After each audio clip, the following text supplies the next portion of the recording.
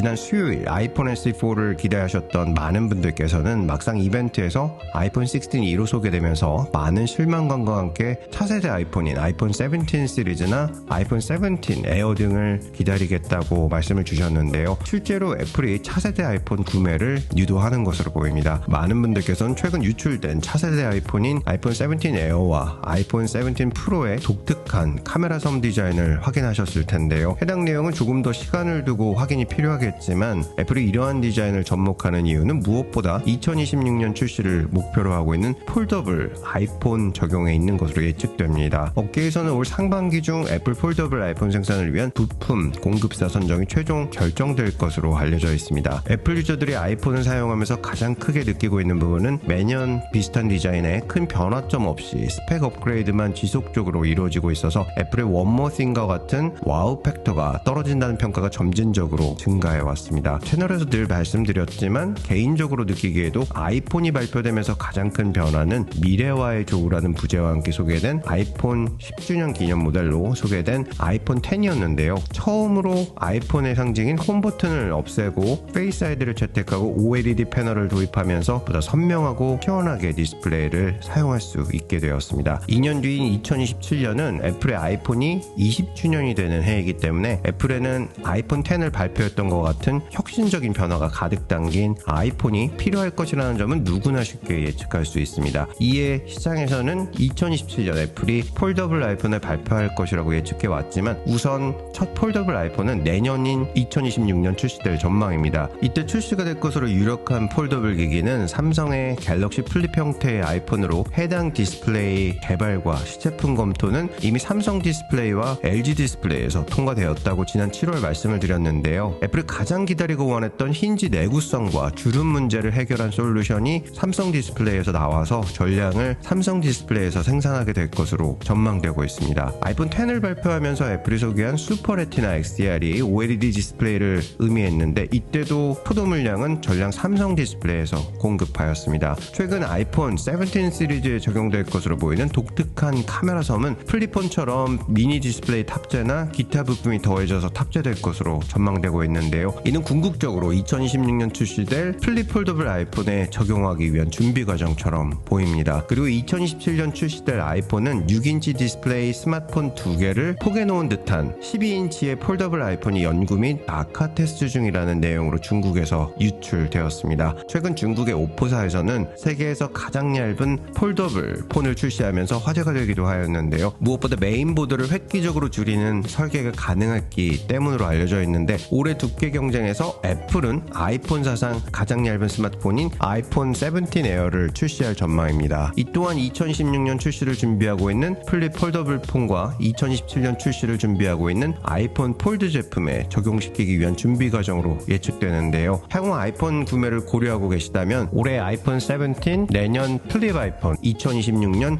20주년 기념 아이폰 폴드가 순차적으로 출시될 수 있다는 점을 인지하시면 구매 계획에 도움이 될 것 같습니다. 폴더블 아이폰 소식 계속해서 업데이트해 드릴 수 있도록 하겠습니다. 영상 시청해 주셔서 감사드립니다. 보스턴에서 루트9이었습니다.